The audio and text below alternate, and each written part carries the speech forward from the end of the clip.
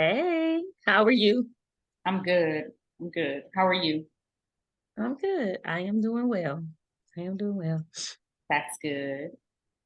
Today's the day Yeah, today is the day and the week. and the week. So a year ago, this week last year, we started down a path of helping our maternal grandmother transition, which has led us to this moment. So before we get into that, let's start with a little bit of introduction. So I'm LaKesha Rawls Hunter, And um, I am DeNesha Ross Smith and we are grieving. and growing.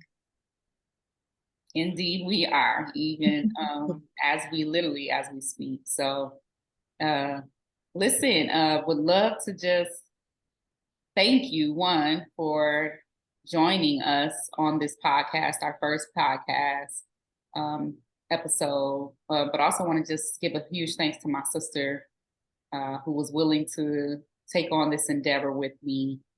Grieving and Growing was birthed out of heartache, honestly, and wanting to be able to share with others um, our story or my story initially of grieving and growing. And I wanted a partner who would join me on that journey. And I couldn't think of a better partner than my sister because she's been instrumental in my healing process with the loss of my maternal grandmother. And so our podcast, it was birthed out of that, not only wanting to tell our story, but really wanting to be in a position to help people who were in the same space. And so we'll be looking to, share stories about grieving, but more so about the growth and how you can overcome it, how you can be healed. And then my sister was so gracious, like I said, to join me. So, sis, why did you say yes? I'll do this with everything that you have going on in your life. You know, I think a lot of it was because you asked, because I love you so much. Um, I could see what our grandmother's death did to you and the state that it put you in. And not just you, our entire family. And so I think initially, I said, okay, if this is what she needs to help her get through this time, if this is what she needs to move past, and I don't even know if you ever really move past, but to move forward in her life in general, just like in your life, then I wanted to be a part of that. Because here we are a year later, and it's still as real as it ever was on that day. It still hurts tremendously. And so I think initially that was what it was all about for me. But I've learned, um, especially this month of July, I've learned that I need this journey as well. Mhm. There are things that I thought I had moved beyond, and these different stages of grief that they talk about that we'll, I guess, address a different episode. But I realized that I'm constantly going around and going back to some of those stages that I thought were the beginning stages and would eventually pass. And the world wants you to move on. At work, they give you 3 days, and they want you to move on. Um, so I needed a space to grieve. And I believe that, I needed a safe place to fall. And so here we are, you know, here we are. And I think that's my why. Well, I'm so grateful. I really am. I'm grateful that you said yes. And I'm grateful that we're doing this together. And I believe that God is going to allow us to be able to help others through these conversations every week. So thank you again. I appreciate you. Mhm. So, one of the things we wanted to kind of just address immediately and come out of the gate with was, when our first time we experienced grief and kind of answer that question. And Mhm. so for you, sister, when was that? When was the first time you can recall experiencing grief? Uh, it was when Big Mama passed, my great grandmother, my maternal great grandmother. Um, I was little. I mean, maybe in kindergarten. I don't even know. Like I was little, and it is one of the most vivid, Mhm. vague memories that I have, if that makes sense. Like Mhm. there are some parts of her of that process that were very vivid to me. Um, I remember being at the emergency room or the hospital in a waiting room, and I remember my mother. I remember the her finding out that her grandmother had passed. Mhm. Um, and the sound that came from her. I can remember that. I remember her. I remember the funeral home, or I feel like we were in a funeral home. I remember the colors. I remember her skin tone. Mhm. It's so rosy, like it was like a gray undertone, but just rosy. Maybe it was blush. I didn't know that as a child, I don't think, but Mhm. I remember the coloring of her face. I remember the strong scent of what I believe to be was roses, a strong floral scent. Mhm. I remember there being a veil of a type of veil over the casket.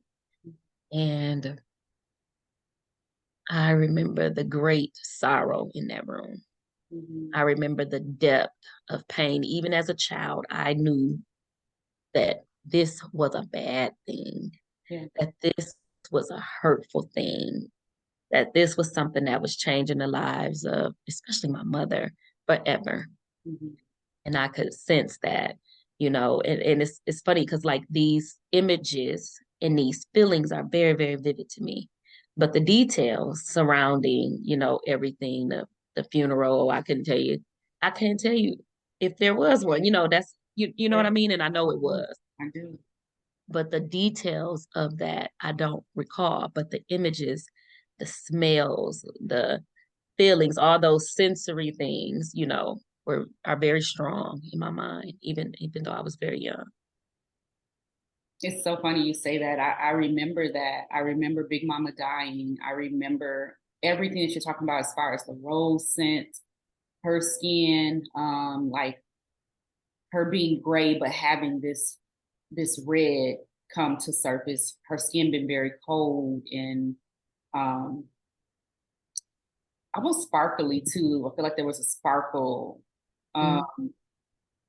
I don't remember mama's reaction. I don't remember being at the hospital. I remember hearing stories about it. Mm-hmm. I don't recall a lot about that, but my first vivid memory of grief was when Big Daddy died. Okay.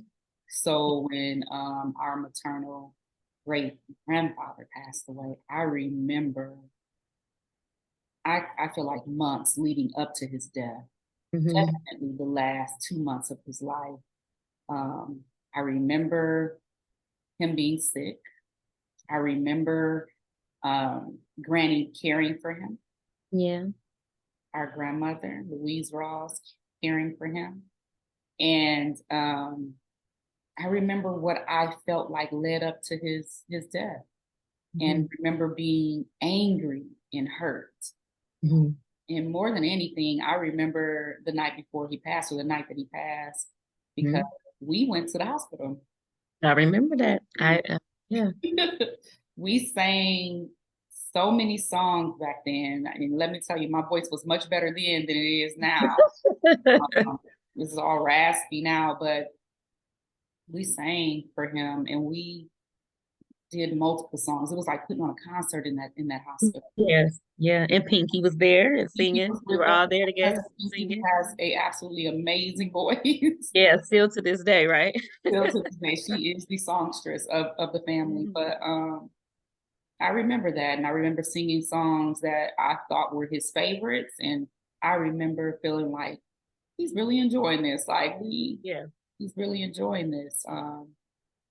And then I remember going home, and a lot of our cousins were at our apartment. Our younger cousins, because we're the oldest, so our younger cousins were there. And then I remember the call that he had passed, and I remember being sad.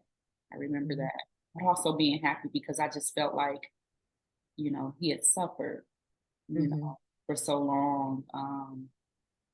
And at the funeral, I remember kissing him goodbye. I remember not being afraid. I Mhm. remember him being in the church. Yes. upstairs and people being downstairs eating dinner. Hmm. Yeah. It was And a wake. it was a You wait. know, back then you would have a wake, and it just seemed like you had so much time To say goodbye. to say goodbye and to really ready yourself for that goodbye. I remember not mourning, not grieving like what I thought I should, cry Mhm. and things like that. I remember not doing that. Um, but I do remember people being downstairs, and I do remember the casket being upstairs, and there was so much opportunity for people to go up. Mhm. I went upstairs at Morning Star Missionary Baptist Church so many times right there on Hamilton Street. I went up the stairs to get another glimpse. Mhm. I remember when the American flag came and was placed, alongside him. I remember singing. Mhm. I remember singing at that funeral. Mhm. Us, cousin Pinky. I remember Charles playing the organ, Oh yeah. and he could play that organ, honey. He could thump that. He could thump that organ, and I remember him playing. And I remember people praising God. I Yeah. remember these people It was praising a God. homegoing service. It was a true homegoing service for Home. someone who had served. He had served this country. Mhm. He has served his family, and he has served that church, and I'm sure there are countless other things that I don't know that he had done, but I would, those things I know for sure. Yeah. And I remember those devotions, the morning devotion, opening up Sunday service, and Big Daddy, Otis Ross, Monk. He was up there with Deacon Chapman, Mhm. and they were praying and reading scripture. So yeah, it definitely was a going service. Mhm. I Absolutely. remember I remember that too. Hmm. Absolutely. Now, what about now, sister? So now we come to, you You know, know, one more thing that I remember mhm. is I remember Granny bringing Big Daddy home Yes. and caring for him in the final days of his life. Yep. I remember, you've talked about this before, the bed sores Mhm. and the wound care that Mhm. she provided. I remember her teaching us how to care for him. Mhm. Um, I remember her teaching us how to change him, clean him, Yep. feed him. Mhm. I remember that. And it was the precursor, right? It was the preparation for this week we're in right now, the last week of her life. And it's like everything that she had taught us, we had to call it forward, you Yeah. know, and began to do those things.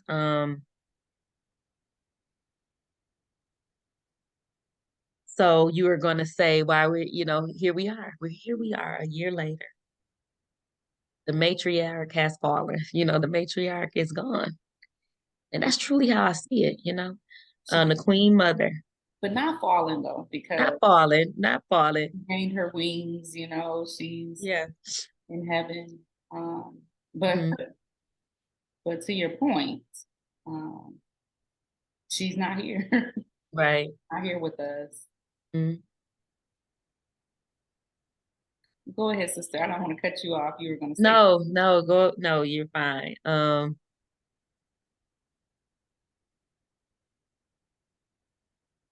I think about that. I think about this week last year, and I think about just, where we are now, and where we've been over the last 12 months. And, um, this is our real why, Mhm. because our grandmother meant so much to us. Mhm. Um, I don't think I've ever known a grief like this. I don't think that, I questioned whether I had ever grieved anyone when Granny died, because I said, I've never felt like this before, such sorrow. And I guess instead of saying that the matriarch has fallen, it was like I had fallen. I felt depleted and low and empty and no desire or will to go on to live in. I didn't want to live in a world that didn't have my grandmother in it. And so, and that was so real to me. Even the next day, like waking up, why? What for? Why would I get out the bed? Mm-hmm. Um, and so it was very hard. It was very hard. I remember visiting her in the final days of her life. I remember visiting you and Yeah, getting the call. yeah. We were in California because my one of my children, they were playing basketball in California, Morgan, Mm-hmm. and she got sick.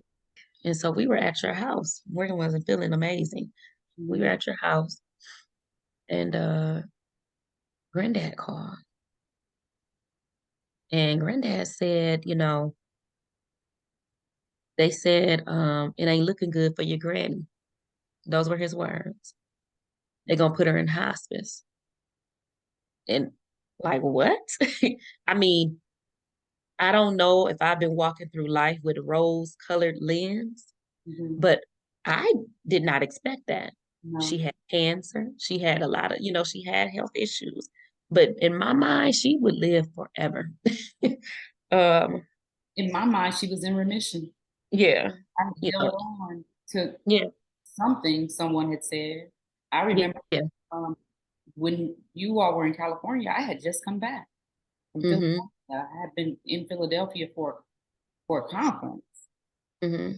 Like one of my first days back, and we get that call from Granddad, and I'm just like, how did we get here? I just saw Yeah. her at my cousin Michael's wedding, and even though she was smaller, I like you, and like she gonna live forever. You Mm-hmm. know? Yeah. I thought she was in remission, and I had just seen her at mom's house. It was July 3rd, but it was the 4th. We were celebrating July 4th, and we were all together for a barbecue. And I don't know, Granny walked from the driveway Mhm. to the backyard up the hill on her own. And, with her, she had this seat that she would take with her to sit. But yeah, and, you know, if I'm honest, when I look back, I should have known better. Mhm. But in my mind, it's like, Granny's better, you know? Um, so getting that call and then getting off the phone with granddad and the crazy thing was like, well, we got to call Granny. What is he talking about? you know, Right. calling her.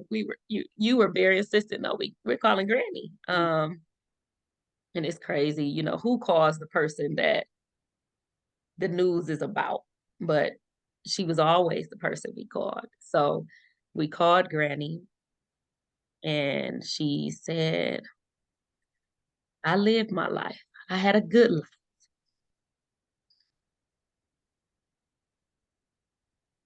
She said, you remember when they said it was in the bones? She tried to be factual with us about, where she was. And she also was just so hopeful, for us, And she said she lived her life and she wanted us to live our lives. At the time, nobody knew how long she had or anything like that. And that week we went home and I remember seeing her and she was sleeping a lot those days and but she was talking. She was still getting up on her own too. She was weak, but she was still talking and getting up on her own and trying to do things for herself. Um, The conversations got shorter. yeah, It's much shorter. I, how you doing? And all right, baby, I'll talk to you later. And yeah, that was new for me because Granny and I talk most mornings, you know. On my way to work, I would call or she would call me. And Yeah. we would have what we refer to as a cup of coffee. And it was funny because Granny didn't drink coffee, but Uh-huh. But called that's her, what she called her time with you. yep, her time with me was a cup of coffee. And Hmm. we would talk for hours, you know, because my commute is 2 hours plus one way, depending on where I'm going. And Right. I spent a lot of those commutes talking to her uh, Hmm. before she got really sick, and it became, you know, just quick highs and buys. And I remember Hmm. the Thursday before she passed, I was in a meeting with my team and for work, and I had called Granny to talk to her, and I could hear her talking to people in the background, but she wouldn't get on the phone with me. Hmm. It hurt me. It hurt me that she wouldn't get on the phone with me. And I Hmm. kept saying, well, tell her to get on the phone. And finally, I heard her say, tell her I will talk to her when she gets here. And that was your cue. And that was my clue. I knew I got to get home. And my son was getting a scholarship award that Saturday. Hmm. And I was like, I'm not going to be at the ceremony. I got to go. I got to go tonight. Hmm. And you made it. In Madison, got our flights. We flew overnight Thursday into Friday morning. We got to Detroit Friday morning, um, got to Flint, you know, hour so Friday morning, and Saturday morning transition. And I felt like she waited for me. Yeah, I'm sure she did. She waited for me to get there. So I'm grateful to God for being so merciful to Hmm. allow that time to get there to talk to her. And she was lucid. Hmm. Hmm. We talked, we had conversation. She asked me questions. Um, she Those said, conversations changed over the week. "Oh The my things she wanted to know God, in the beginning of the week versus what she cared about and wanted to know towards the end of the week. Can yeah, you talk a little bit about that? yeah." So Or even those few days, even yeah, those few days just with that's what you. she Yeah. said to me. You know, um, one of the first things she said when I got there was she was sitting up on the edge of her bed on her own, and Madison and I were in the room, and then Tia, I believe, was in the room. Hmm. But she was like, "Who in this room with us?" And I told her, and then at one point, can't remember if Tia was still there. Your daughter, Tia, your eldest daughter, my niece. Um, but she asked me, she said, "Keisha, how long they say I got?" She said, "I'm asking you because I know you would tell me." And that's just the relationship we had, you know. Yeah. I asked my granny a question, she told me the truth. If she asked me a question, I told her the truth. There was Sugarcoating. no sugarcoating with us. And I said, Yeah. I told her I didn't know. And I said, Linda didn't want to know. She was like, okay. And she was like, I said, how, and I asked her, I said, how long you got? How long you think you got? She said, to the end of time. Yeah. And even though I knew Hmm. she was in hospice, when she said to the end of time, I was like, okay, good. I got time. We're gonna have some, you know, time together. Um, and then to your point, those conversations evolved to from, you know, how much time do I have? Looking like, you know, she wanted more time with us to conversations like, help me, Lord, Hmm. take me, you know, let me go, you know, Yeah. let me help me through the door and Mm. to urgency, a readiness. Gotta get out of here. I gotta get out of here. Open the door. Open the door. I gotta get out of here. Um, so much about that week was confusing for me Mhm.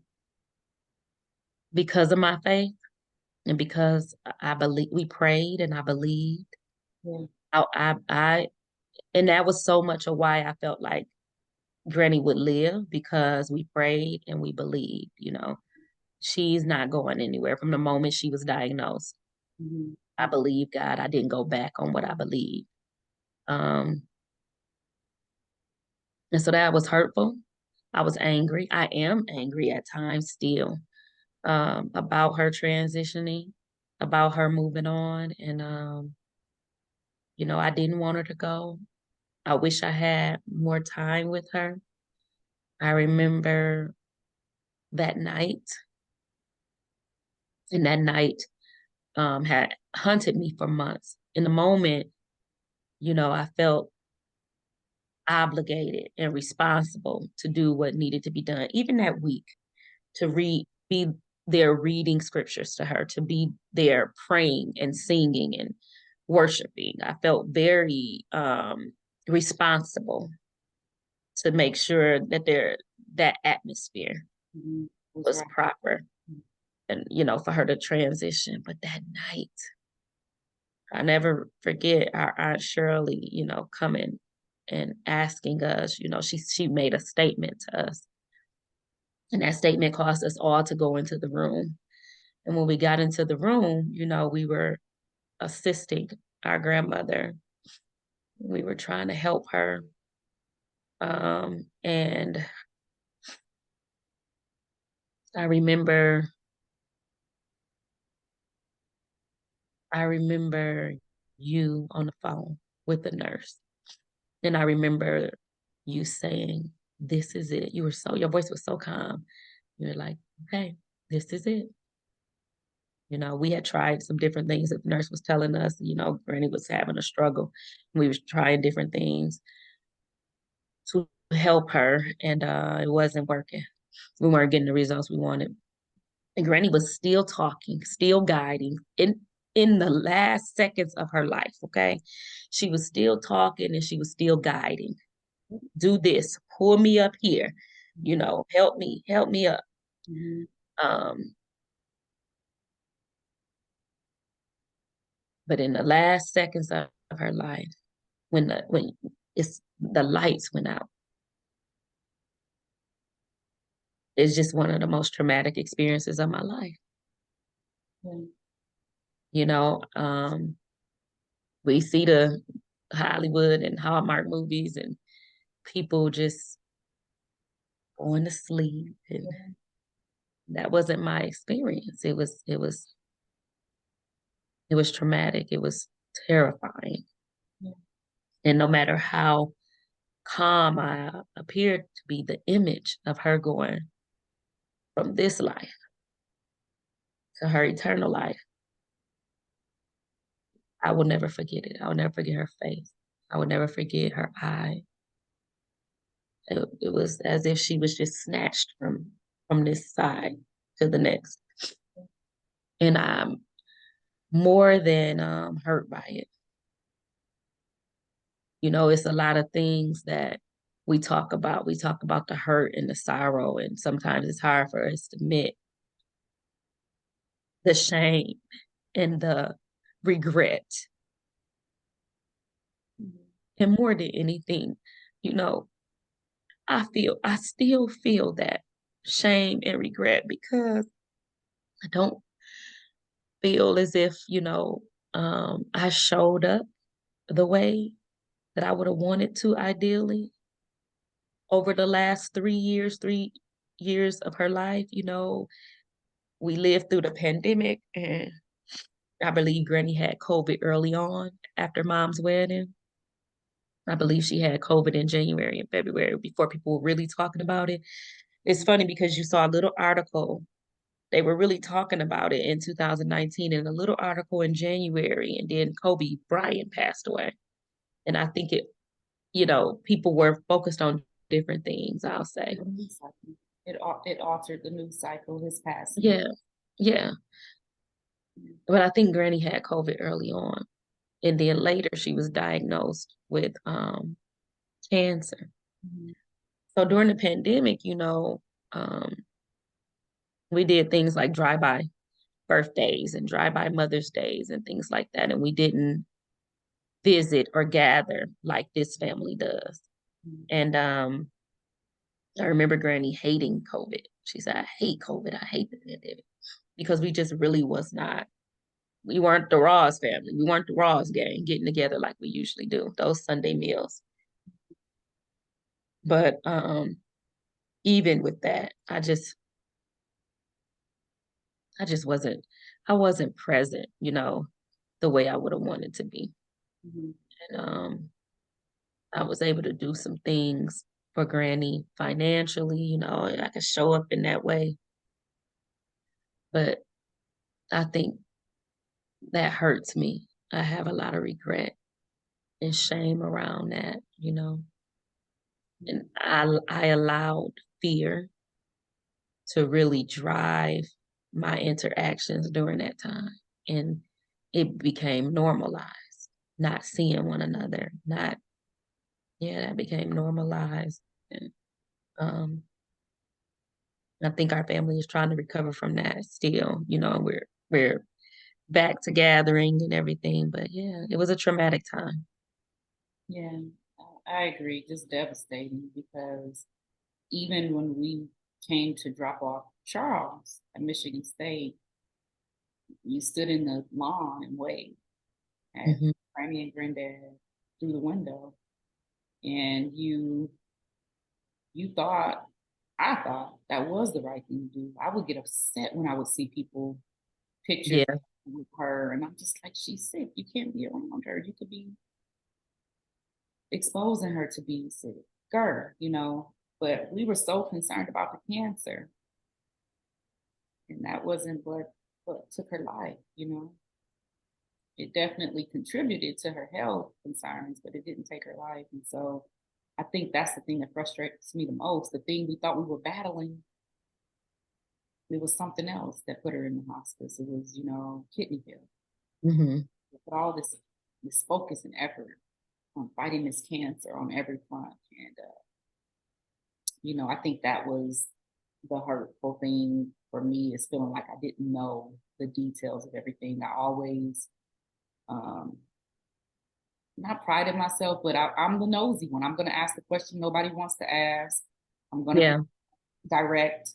I am the oldest grandchild, whether we're twins or not. I'm the oldest. Yeah. So You I are the oldest.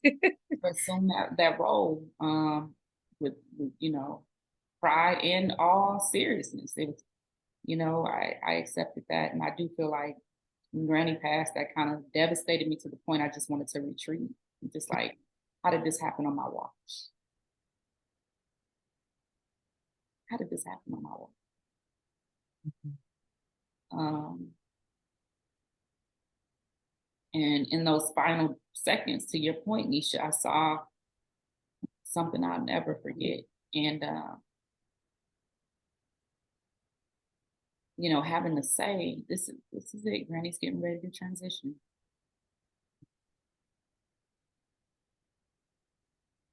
And then watching her transition, watching her put her right arm on your shoulder and lay her head on your chest like a child, Mhm.